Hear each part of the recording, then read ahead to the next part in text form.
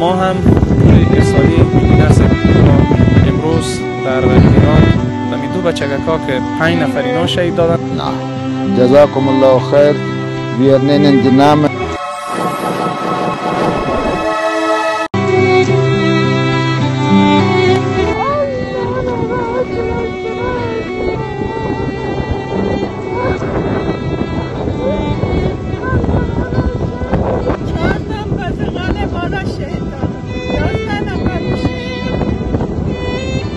خداوند شهیدا را ببخشه که 5 نفر اینا شهید دادن از اعضای خانوادهشان.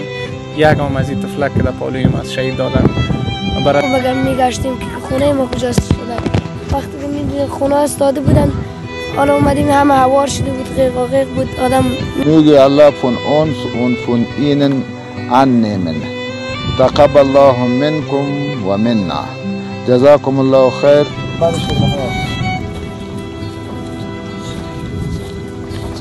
بسم الله نعمت الله.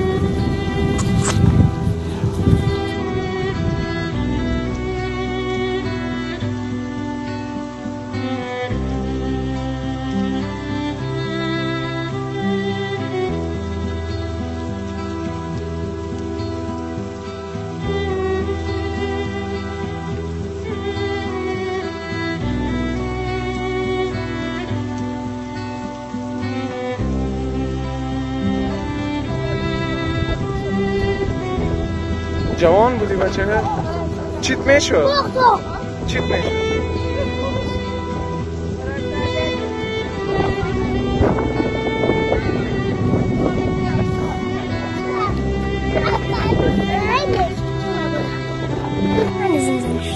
نامه که چیست از خودت؟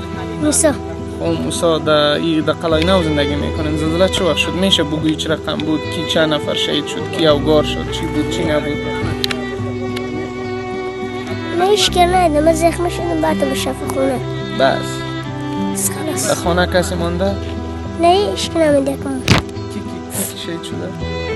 پیر، مادر، خواهر، برادر. ایجال کد کی میباشی؟ تنها میباشی؟ خدیانه. خانه های مردم که میبینین همش در هم و بر هم شده. پرسان کردیم از برادرای ما، کسایی که باقی ماندن، 4 طرف میبینین برادرها بیلها در دستشان از باز آمدن زخمی شدن. به همین قلعه کوچک این کسانی که با ما کمک کرده، همراهی کرده، تشکر از اونا، سپاس از اونا، همدردی کرده با ما، بسیار تشکر، خیر می‌کنم.